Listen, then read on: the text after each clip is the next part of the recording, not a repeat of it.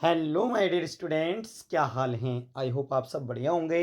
मेरे प्यारे बच्चों, एक बार फिर से स्वागत है आपके अपनी YouTube channel Manoj coaching centre में। जैसा कि माय डियर स्टूडेंट्स आप सब जानते हैं, आपके पेपर बहुत ही जल्द आने वाले हैं और आप लगातार अच्छे से पढ़ाई कर रहे हैं। इस बात की भी खुशी है बेटा, आप सब बहुत मेहनत से पढ़ाई कर रहे हैं और इसी प्रकार अपनी तैयारी को अगले बढ़ाए रखें और अच्छे से करते रहें, जिससे आपके बोर्ड एग्जाम में बहुत ही अच्छे नंबर आ सकें। बेटा, मैं सभी सब्जेक्ट के जो प्रमुख क्वेश्चन है, मोस्ट इंपॉर्टेंट क्वेश्चन है, उनकी वीडियो आपको लगातार यूट्यूब पर प्रोवाइड करा रहा हूं, जिससे कोई भी वीडियो या कोई भी प्रश्न आपके बोर्ड एग्जाम में ना छूटें। मेरे प्यारे बच्चों, आपको जब भी वीडियो देखना हो, पहले तो बात यह है बेटा, रोजाना की रोजाना आप वीडियो देखते रहो, जिससे कोई भी प्रश्न बोर्ड एग्जाम में ना छूटे। और आपको फिर भी कोई भी वीडियो देखनी हो तो वो आप प्लेलिस्ट में जाकर देखा करें, जिससे कोई भी स्किप ना रह जाएगी और कोई भी वीडियो ना छूटेगी। आज की वीडियो में बेटा हम कक्षा 10 सामाजिक विज्ञान के इतिहास के कुछ लॉन्ग महत्वपूर्ण प्रश्नों का अध्ययन करेंगे, जो बोर्ड एग्जाम की दृष्टि से अत्यंत महत्वपूर्ण है। तो चलिए बिना समय गवाए शुरू करते हैं आज की क्लास।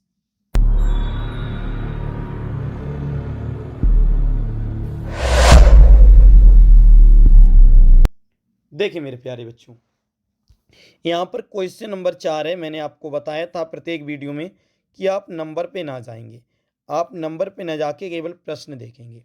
प्रश्न है बेटा, फ्रांस की क्रांति के प्रमुख कारणों की विवेचना कीजिए। फ्रांस की क्रांति के प्रमुख कारणों की विवेचना कीजिए। यह बेटा कैसे आ सकता है? फ्रांस की क्रांति कब हुई? फ्रांस की क्रांति कब हुई, उसका मुख्य कारण क्या था? फ्रांस की क्रांति कब हुई, उसका मुख्य कारण क्या था?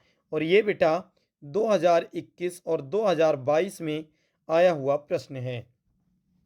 उत्तर क्या है बेटा इसका? 1789 ईस्वी में फ्रांस में एक क्रांति हुई, जिसके द्वारा वहां पर लुई वंश के शासन का अंत हुआ। कब हुई थी बेटा? 1789 ईस्वी में फ्रांस में एक क्रांति हुई। फ्रांस में किस सन में हुई थी बेटा? 1789 में एक क्रांति हुई थी, जिसके द्वारा वहां पर लुई वंश के शासन का अंत हो गया था। जो लुई 16वां वगैरह थे, लुई मतलब जो शासन किया करते थे, उनके जो वंश का है वो क्या हो गया बेटा? अंत हुआ। और वहां पर लोकतंत्र की स्थापना हुई। किसकी स्थापना हुई बेटा? लोकतंत्र की स्थापना हुई।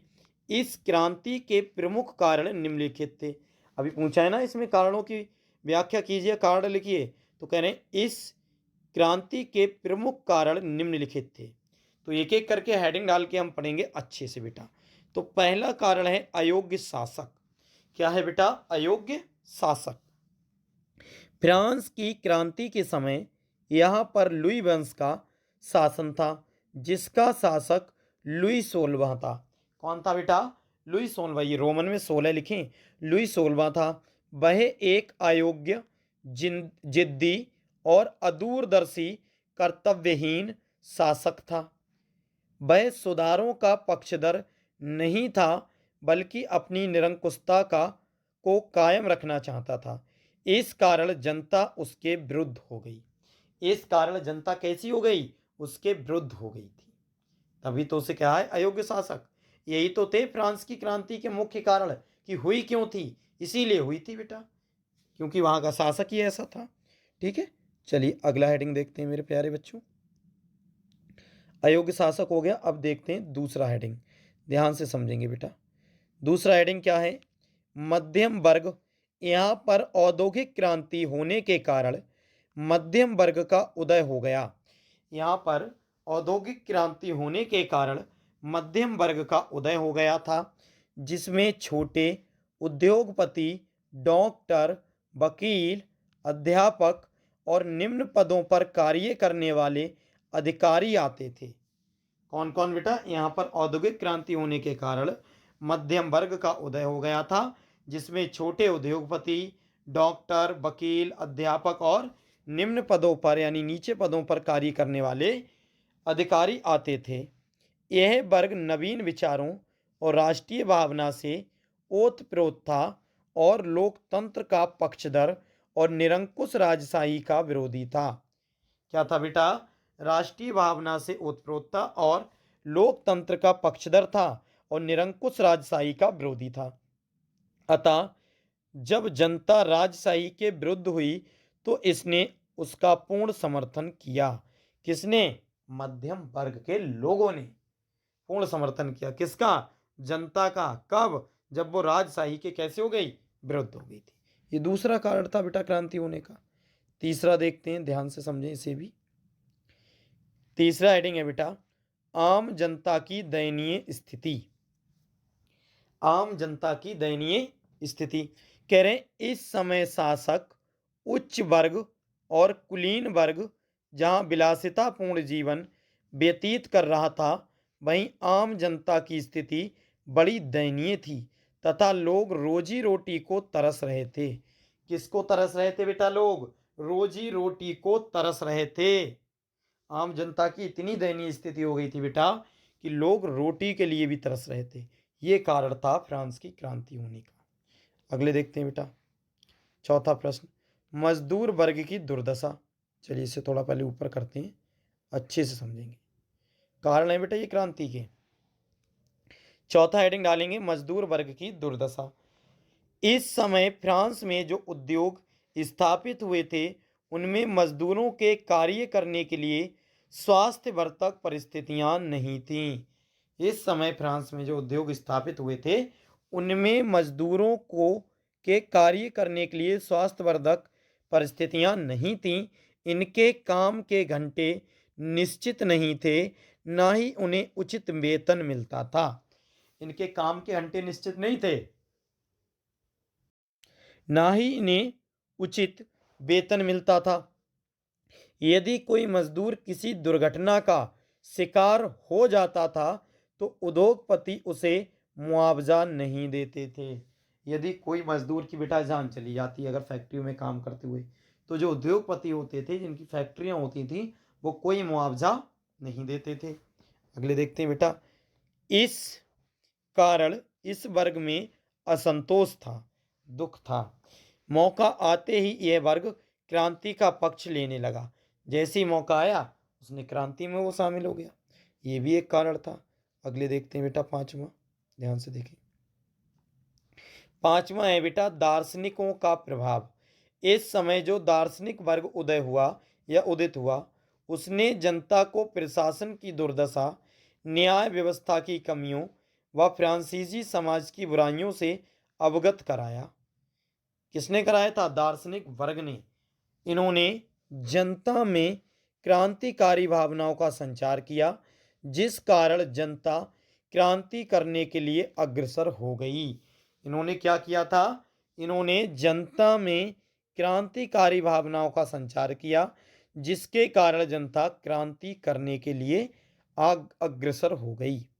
चलिए पांचवा कारण देखते हैं बेटा, छठा, ध्यान से देखें। छठा कारण है बेटा स्वतंत्रता पर प्रतिबंध। स्वतंत्रता पर इन्होंने क्या कर दिया था? प्रतिबंध लगा दिया था। इस समय फ्रांसीसी सरकार ने फ्रांसीसी सरकार ने लोगों की स्वतंत्रता पर कई प्रकार के प्रतिबंध लगा रखे थे। इस समय फ्रांसीसी सरकार ने लोगों की स्वतंत्रता पर कई प्रकार के प्रतिबंध लगा रखे थे। यहाँ तक कि उनके धार्मिक विश्वासों पर भी प्रतिबंध लगे हुए थे। यहाँ तक कि उनके धार्मिक विश्वासों पर भी प्रतिबंध लगे हुए थे। फ्रांस में प्रोटेस्टेंट धर्मावलंबियों पर अत्याचार होते थे। इस पर सरकार ने न्याय व स्वतंत्रता की अवहेलना करते हुए लेत्र द कासे अर्थात बिना कारण बताए कैद के आदेश पत्र जारी करके स्थिति को और भी भयानक बना दिया, जिससे जनता में असंतोष की भावना जागृत हो गई और वह क्रांति के मार्ग पर बढ़ गई। तो बेटा ये कारण थे क्रांति होने के। हेडिंग डालकर ही लिखना बेटा, जब भी आपके पेपर में आए हेडिंग डाल के रटना नहीं, बस पढ़ना है क्या हेडिंग है उसमें क्या है और बस खुद से लिख देना है। चलिए बढ़ते हैं अगले प्रश्न की तरफ मेरे प्यारे बच्चों। देखें अगला प्रश्न है, ध्यान से समझेंगे बेटा। भारत में राष्ट्रवाद की भावना पनपने में किन किन कारकों का योगदान था? भारत में राष्ट्रवाद की भावना पनपने में किन किन कारकों का योगदान था? या क्या हो सकता है बेटा? भारतीय राष्ट्रवाद के उदय के 3 कारणों को लिखिए। भारतीय राष्ट्रवाद के उदय के 3 कारणों को लिखिए। ये बेटा 2020 में आया है। या भारत में राष्ट्रवाद के उदय के प्रमुख कारण क्या थे? ये बेटा 2022 में आया है। तो राष्ट्रवाद के क्या कारण थे? 3 कारण लिखिए। उदय क्यों हुआ, कैसे हुआ, क्या कारण थे? तो चलिए अच्छे से समझेंगे तभी बेटा समझ में आएगा, ऐसे तो आने वाला है नहीं है। देखो ये अब समझें बेटा, बड़े हैं, लॉन्ग होती हैं बेटा इतिहास में इतने बड़े, इसीलिए कोई भी छूटना नहीं चाहिए, ठीक है। देखो बेटा समझे, उत्तर समझे। राष्ट्रवाद की भावना तब पनपती है जब लोगों में जब लोग ये महसूस करने लगते हैं कि वे एक ही राष्ट्र के अंग हैं, तब वे एक दूसरे को एकता के सूत्र में बांधने वाली कोई साझा बात ढूंढ लेते हैं। तब वे एक दूसरे को एकता के सूत्र में बांधने वाली कोई साझा बात ढूंढ लेते हैं। सामूहिक अपनेपन की यह भावना आंशिक रूप से संयुक्त संघर्षों से पैदा होती थी। सामूहिक अपनेपन की यह भावना आंशिक रूप से संयुक्त संघर्षों से पैदा हुई थी। इतिहास व साहित्य, लोक कथाएं व गीत, चित्र व प्रतीक सभी ने राष्ट्रवाद को साकार करने में अपना योगदान दिया था। बेटा सभी ने क्या दिया था? राष्ट्रवाद को साकार करने के लिए अपना योगदान दिया था। भारत में राष्ट्रवाद की भावना पनपने में योगदान देने वाले कुछ प्रमुख कारक निम्नलिखित हैं। कि भारत में जो राष्ट्रवाद की भावना पनपने में योगदान देने वाले कुछ प्रमुख कारक हैं जो निम्नलिखित हैं। तो एक एक करके पढ़ते हैं बेटा, ध्यान से समझेंगे। देखिए पहला देखते हैं जरा। पहला है मेरे प्यारे बच्चों, 20वीं शताब्दी में राष्ट्रवाद के विकास के साथ भारत की पहचान भी भारत माता की ध्वनि का रूप लेने लगी। 20वीं शताब्दी में राष्ट्रवाद के विकास के साथ भारत की पहचान भी भारत माता की छवि का रूप लेने लगी। यह तस्वीर पहली बार बंकिम चंद्र चट्टोपाध्याय ने बनाई थी। बंकिम चंद्र चट्टोपाध्याय ने बनाई थी। 1870 के दशक में उन्होंने मातृभूमि की स्तुति के रूप में वंदे मातरम गीत लिखा था और बाद में इसे इन्होंने अपने उपन्यास आनंद मठ में शामिल कर लिया। तो बेटा ये टिक लगाने को भी आ सकता है कि वंदे मातरम किसने लिखा था? बंकिम चंद्र चट्टोपाध्याय ने। किस किताब में है ये? आनंद मठ। कहाँ है बेटा? आनंद मठ में है। कहाँ है? आनंद मठ में है, ठीक है। अगले देखते हैं, शामिल किया गया यह गीत बंगाल में स्वदेशी आंदोलन में खूब गाया गया। यह गीत बंगाल में स्वदेशी आंदोलन में खूब गाया गया। स्वदेशी आंदोलन की प्रेरणा से अवनींद्रनाथ टैगोर ने भारत माता की विख्यात छवि को चित्रित किया या बनाया था। किसने? अवनींद्रनाथ टैगोर ने भारत माता की विख्यात छवि को चित्रित किया था। चलिए बेटा अगले देखते हैं, ध्यान से समझेंगे। चित्रित किया, इस पेंटिंग में भारत माता को एक सन्यासी के रूप में या सन्यासिनी के रूप में दर्शाया गया है। इस मातृ छवि के प्रति श्रद्धा को राष्ट्रवाद में आस्था का प्रतीक माना जाने लगा। इस मातृभूमि के प्रति श्रद्धा को राष्ट्रवाद में आस्था का प्रतीक माने जाने लगा। ये था बेटा पहला। अगले देखते हैं बेटा दूसरा वाला, ध्यान से समझेंगे। दूसरा है, राष्ट्रवाद का विचार भारतीय लोक कथाओं को पुनर्जीवित करने के आंदोलन से भी मजबूत हुआ। राष्ट्रवाद का जो विचार है बेटा वो भारतीय लोक कथाओं को पुनर्जीवित करने के आंदोलन से भी मजबूत हुआ। 19वीं शताब्दी के अंत में राष्ट्रवादियों ने भाटों व चारणों द्वारा गाई सुनाई जाने वाली लोक कथाओं को दर्ज करना शुरू कर दिया। किसे बेटा? 19वीं सदी के अंत में राष्ट्रवादियों ने भाटों व चारणों द्वारा गाई सुनाई जाने वाली लोक कथाओं को दर्ज करना शुरू कर दिया। कौन सी कथाओं को? गाई सुनाई जाने वाली।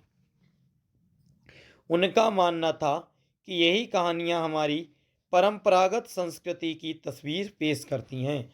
उनका मानना था कि यही कहानियां हमारी परंपरागत संस्कृति की तस्वीर पेश करती हैं, जो बाहरी ताकतों के प्रभाव से भ्रष्ट और दूषित हो चुकी हैं। जो बाहर की ताकतों के प्रभाव से क्या हो चुकी हैं बेटा? भ्रष्ट और दूषित। अपनी राष्ट्रीय पहचान को ढूंढने और अतीत में गौरव का भाव पैदा करने के लिए लोक परंपरा को बचाकर रखना जरूरी था। चलिए देखते हैं बेटा तीसरा पॉइंट क्या है इसका।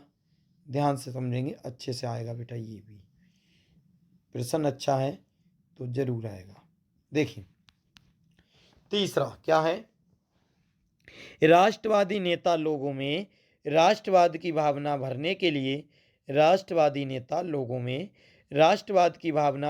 लिए चिन्हों और प्रतीकों के बारे में जागरूक होते गए।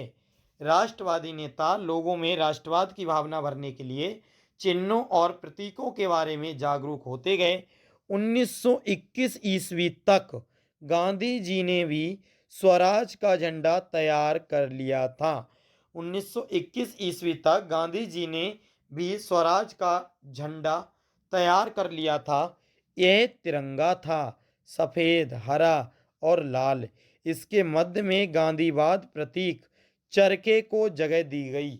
इसके मध्य में गांधीवाद प्रतीक चरखे को सफेद प्रतीक इसमें लिखा है, इसके मध्य में गांधीवाद प्रतीक चरखे को जगह दी गई, जो आत्म सहायता का प्रतीक था। जो आत्म सहायता का क्या था बेटा? प्रतीक था। जुलूसों में यह झंडा थामे चलना शासन के प्रति अवज्ञा का संदेश था। तो बेटा इतना संकेत था, शासन के प्रति अवज्ञा का संकेत था।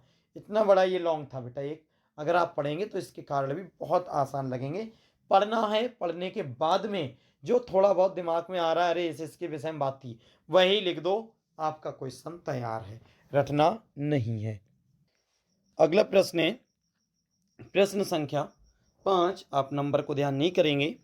महात्मा गांधी जी के सत्याग्रह पर एक निबंध लिखिए। ये बेटा 2020 में आया हुआ प्रश्न है। अगला प्रश्न है या फिर इस प्रकार आएगा, महात्मा गांधी जी के सत्याग्रह पर निबंध लिखिए, या भारत के स्वतंत्रता संघर्ष में गांधी जी के योगदान का मूल्यांकन कीजिए। ये 2020 में आया है बेटा। या भारत छोड़ो आंदोलन पर एक संक्षिप्त निबंध लिखिए। ये बेटा 2022 में आया है।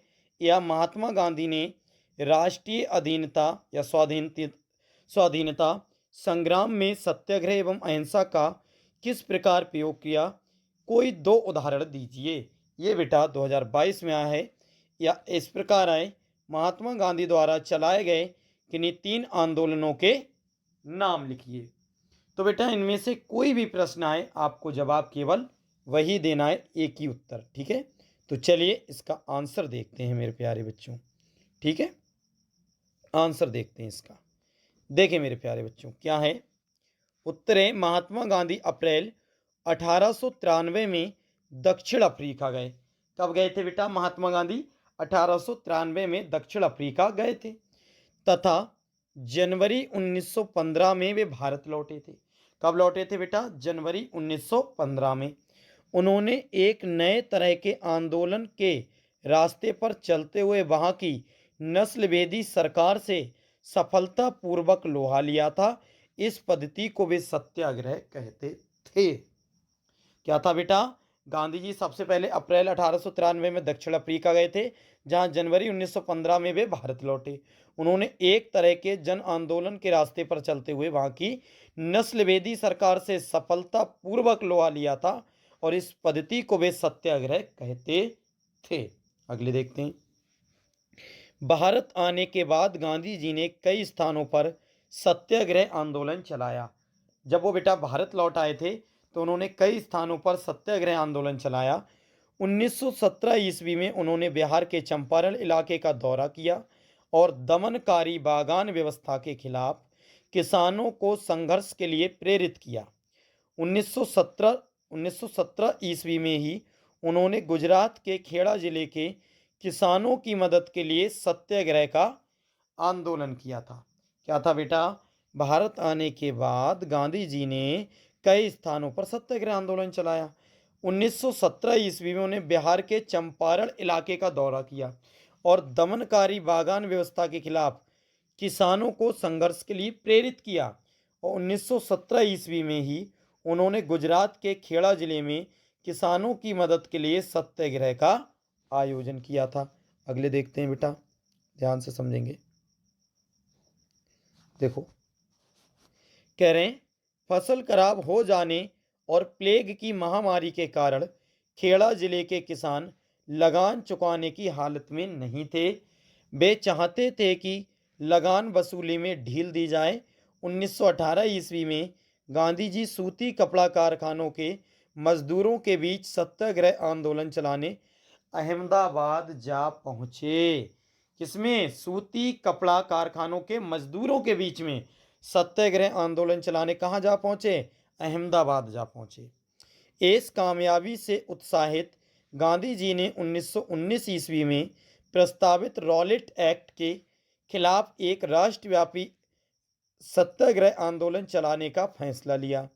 भारतीय सदस्यों के भारी विरोध के बावजूद इस कानून को इंपीरियल लेजिस्लेटिव काउंसिल ने बहुत जल्दबाजी में पारित कर दिया था। इस कानून को किसने किया था? इंपीरियल लेजिस्लेटिव काउंसिल ने बहुत जल्दबाजी में पारित किया था। अगले देखते हैं बेटा, पारित किया था। अगले समझें। इस कानून के जरिए सरकार को राजनीतिक गतिविधियों को कुचलने और राजनीतिक कैदियों को 2 साल तक बिना मुकदमा चलाए जेल में बंद रखने का अधिकार मिल गया। महात्मा गांधी ऐसे अन्यायपूर्ण कानूनों के खिलाफ अहिंसक ढंग से नागरिक अवज्ञा चाहते थे। क्या था बेटा इसमें? बिना मुकदमा चलाए 2 साल तक जेल में रखा जा सकता है। समझे? शक के आधार पर। अगले देखते हैं बेटा, कह रहे हैं रॉलेट एक्ट में सफलता मिलने के बाद उन्होंने असहयोग आंदोलन शुरू किया। किसने? गांधी जी ने। अगले देखते हैं बेटा, ध्यान से समझो बेटा, एक एक लाइन को पढ़ोगे ना सब आएगा समझ में। कह रहे हैं रॉलेट एक्ट में सफलता मिलने के बाद उन्होंने असहयोग आंदोलन शुरू किया। यह आंदोलन 1 अगस्त 1920 को शुरू हुआ था और इसके तहत ब्रिटिश सरकार के खिलाफ असहयोग जताने के लिए लोगों से अपील की थी। इस आंदोलन में स्कूल, कॉलेज, न्यायालय ना जाएं और ना ही कर चुकाएं। कर मतलब टैक्स चुकाएं। ये अगले देखते हैं बेटा, ये सारी चीजें लोगों को करने के लिए कहा गया था। गांधी जी ने कहा था ये सभी चीजें करो अगर बचना है इनसे तो। तत्पश्चात इस आंदोलन का स्वरूप सविनय अवज्ञा आंदोलन में परिवर्तित हो गया। फिर यही आंदोलन अगले चल के बेटा क्या बना? सविनय अवज्ञा आंदोलन। इसके बाद गांधी जी ने नमक सत्याग्रह, जिसे डांडी सत्याग्रह या डांडी आंदोलन के नाम से भी जाना जाता है, शुरू किया। ब्रिटिश सरकार ने नमक पर एकाधिकार कर दिया था, जिसके बाद 12 मार्च 1930 को गांधी जी ने अहमदाबाद के साबरमती आश्रम से डांडी गांव तक 24 दिनों का पैदल मार्च निकाला था। याद रखें बेटा, कहाँ से कहाँ तक वो कब? जिसके बाद 12 मार्च 1930 को अहमदाबाद के साबरमती आश्रम से डांडी गांव कितने किलोमीटर, कितने दिन? 24 दिनों तक पैदल मार्च निकाला था। गांधी जी ने फिर ब्रिटिश शासन के खिलाफ भारत छोड़ो आंदोलन शुरू कर दिया। उसके बाद में ब्रिटिश सरकार के खिलाफ क्या कर दिया? भारत छोड़ो आंदोलन, कि निकल जाओ इस भारत से, इस भारत को छोड़ दो। अगले देखते हैं बेटा, ध्यान से समझे। फिर है, अखिल भारतीय कांग्रेस कमेटी का 8 अगस्त 1942 को बंबई में सत्र हुआ था। किसका? अखिल भारतीय कांग्रेस कमेटी का 8 अगस्त 1942 को बंबई में सत्र हुआ था, जिसमें गांधी जी ने अंग्रेजों भारत छोड़ो का नारा दिया था। किसमें दिया था? अखिल भारतीय कांग्रेस कमेटी 8 अगस्त 1942 को बंबई में सत्र हुआ, जिसमें गांधी जी ने अंग्रेज भारत छोड़ो का नारा दिया था। इस आंदोलन के बाद गांधी जी को गिरफ्तार कर लिया था। इस आंदोलन के बाद गांधी जी को क्या कर लिया? गिरफ्तार कर लिया था। लेकिन उसके बाद भी युवा कार्यकर्ता हड़ताल और तोड़फोड़ करते रहे और आंदोलन को जारी रखा। अंततः 15 अगस्त 1947 को भारत एक अलग देश बना। इस प्रकार सविनय अवज्ञा आंदोलन, डांडी सत्याग्रह और भारत छोड़ो आंदोलन ऐसे प्रमुख उदाहरण थे जिनमें गांधी जी ने आत्मबल को सत्याग्रह के हथियार के स्वरूप में प्रयोग किया था। तो बेटा ये थे 3 आंदोलन गांधी जी के द्वारा चलाए गए। इन आंदोलन को बेटा अब तुम्हें रटना नहीं है। सबसे पहले ये बताओ, ये समझ में आया थोड़ा बहुत या नहीं आया? तो अब बात सुनो ध्यान से। अगले बेटा नहीं है, यही 3 प्रश्न थे इस वीडियो में जो मेन थे। सबसे पहली बात, इन प्रश्नों को आपको केवल पढ़ना है। क्या करना है? पढ़ना, और अच्छे से पढ़ना है। और पढ़ने के बाद में जो भी बातें आपको ध्यान रहें उसे एक पेज पर लिखना, और फिर देखना हम कितना लिख पा रहे हैं, हम कितना लिख पा रहे हैं। तो बेटा जो भी मेन मेन बातें यदि आपको याद रहीं और वो अच्छे से यदि आपने लिख ली, और तो बेटा ये प्रश्न आपसे बिल्कुल नहीं छूटने वाले हैं। अच्छे से आप बोर्ड एग्जाम में कर देंगे। बताओ बेटा समझ में आया? अच्छे से आया ना बेटा? तो वीडियो को लाइक कर देना, अपने दोस्तों को शेयर करो, चैनल को सब्सक्राइब करो, कमेंट्स करके बताओ आपको वीडियो का कौन सा प्रश्न सबसे ज़्यादा अच्छा लगा। चलिए दोस्तों, मिलते हैं किसी नेक्स्ट वीडियो में। तब तक के लिए थैंक्स फॉर वॉचिंग। जय हिंद, जय भारत।